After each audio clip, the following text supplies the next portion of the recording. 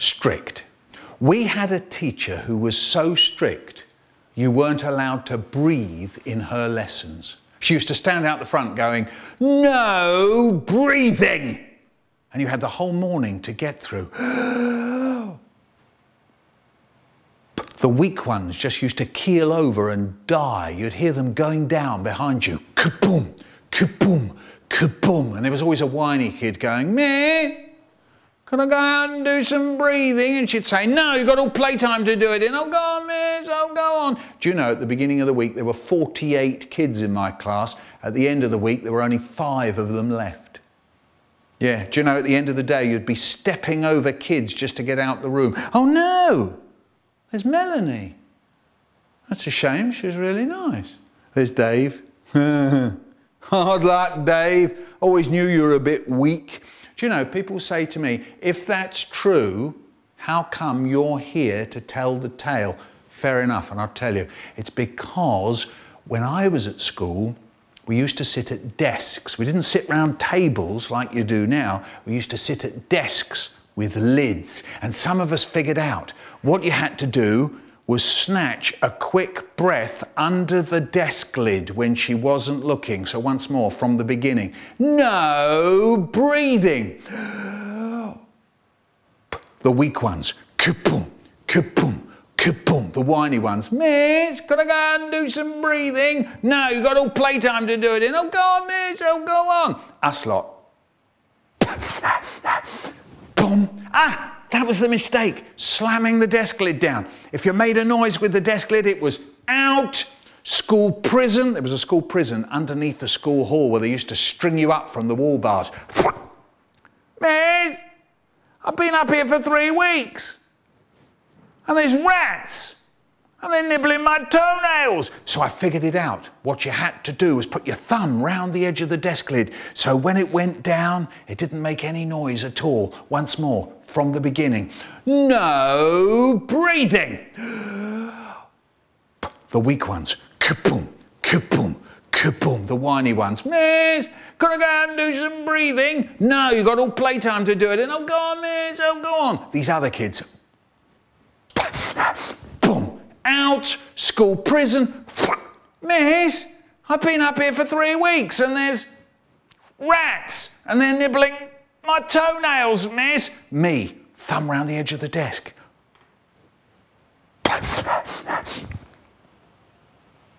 No noise at all. Survival. Tomato 1. Here's me, and my mum's just given me a tomato. And if there's one thing I can't stand, it's tomatoes. You know that fleshy bit? The way it sticks to your teeth, and you know all those slimy little seeds, the way they slide round your mouth. Ooh, I can't stand it. Anyway, my mum says, "Eat it," and I say, "Don't want to." She says, "Eat it," and I say, "I hate tomatoes, all slimy." And she says, "Don't you talk like that. When I was a girl, I had to eat whatever my mum put in front of me. Do you think I could talk to my mother like that? Do you know there are some people in the world who give their right arm to have a tomato, to have half a tomato because they haven't had anything to eat for a whole week? I'm telling you this, if you don't eat your tomato, there'll be no afters, and I've made something rather nice. I think you know what I mean. So here goes. In goes a bit of tomato. Just like I thought. First the fleshy bit, it sticks. Then the slimy bits, they slide about. And when it all goes down my throat, it stick and slide all the way down. Oh no, this is horrible. So I start to sulk. I make my eyes go dim. I push my lips out to make myself look all rotten. "Don't you dare sulk," she says. "I'm not having you sitting there throwing one of your tantrums. I don't have to put up with you behaving like this. All I'm asking you to do is to eat one tomato. It's taken months to grow. It's full of goodness. So stop that stupid sulking, will you?" But I just sit there in my great big sulk. I never did eat that tomato. Mind you, I never got any afters either. Tomato 2, or how I learnt to love tomatoes. When I get in, if there's one thing I love, it's a fat red tomato. I love the feel of my tongue and lips on the tight skin. Then I make my teeth cut into the flesh so the juice jumps into my mouth. The coolness and the wetness. So now I get some pepper and put a few grains on the flesh. So with my next bit, a tasty feel starts under my tongue. I get a piece of bread and all the wheaty, mealy stuff mixes with the juicy tomato stuff. And that's the way it goes down now. Bread and tomato, tomato and bread in a lovely, wet, grainy, savoury, flavoury, round the mouth, fruity, bready mush. Ah. Telly, put your thumb in the air, your finger over there. Look for your other thumb. You'll probably find it on the other hand. Put that thumb on the end of your finger. Put that finger on the end of your thumb. You've got a telly now. What programme shall I put on the telly? I know.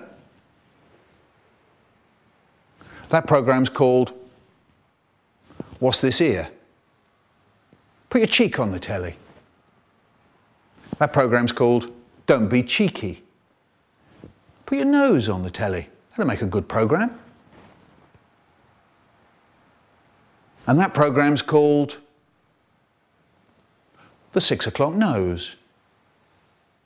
Useless information. I read in a book that giraffes have no voices. The Red Sea is blue. Gorillas can't swim. Black treacle is brown. Elephants can't jump. And nothing rhymes with orange. Does it? Puzzle 1. She said I said he lied, but I said she said he lied. When you said she said I said he lied, he said he didn't lie. Puzzle 2. He was so tempted he couldn't help himself, so he helped himself. My mum.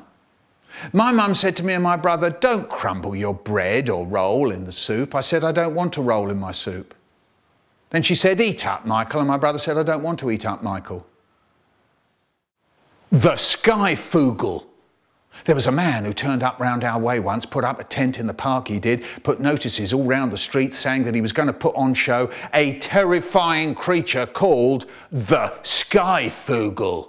No one had ever seen this thing before. The show was on for 2 o'clock the next day. Next day we all turned up to see the fiercest animal in the world. The man took the money at the door. We all poured into the tent with a curtain in front of it. We all sat down and waited. The man went off behind the curtain. Suddenly we all heard a terrible noise. There was an awful yelling and crying. There was the noise of chains rattling and someone shouting. Suddenly the man came running onto the stage in front of the curtains. All his clothes were torn. There was blood on his face and he screamed, "Quick, get out of here. The Skyfoogle has escaped." We all got up and ran out the door and got away as fast as we could. By the time we got ourselves together, the man had gone. We never saw him again. None of us ever saw our money ever again either. And none of us has ever seen the Skyfoogle. The bump. I'm in the middle of a wrestle with my brother and I find my face right up close to his ear and I see the bump. The bump is just next to his ear. It's all shiny and when you press it, it goes in like a push button. He says it doesn't hurt, it just sits there. The bump.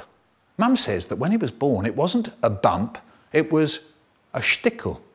I said, what's a shtickle? And she said, like a little stick sticking out of the side of his head.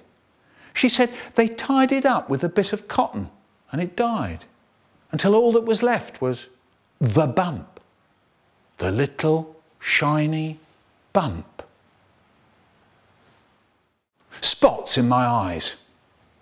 I've got spots in my eyes. Not spots you can see, they're on my side. I see them when I'm looking at you. To start with, I thought it was dirty windows. Then I thought it was little flies in the air, but it isn't. It's spots in the eyes. I'm trying to find out where the spots are in my eyes. If you see me staring at a white wall, trying to make one eye look at the other eye, that's what I'm doing, looking for the spots in my eyes. Actually, I don't know what an eye is. Maybe it's a plastic ball, or it's a kind of little round fish tank, glass outside, water inside, and the spots are floating around in the fish tank of my eye. I wish I could get rid of them. When people look up at the sky and say, look at that, not a cloud in sight, I look up too. And there's all that blue sky, and there, floating across that blue, are the spots. Now, it would be great if you subscribed. That is, you become a subscriber. Look out for the subscribe button. What happens, you see, is that I make new vids every few months, and then I post them up one a week for a while. So if you subscribe, you get to see the new ones just as they come hot off the press. Ew.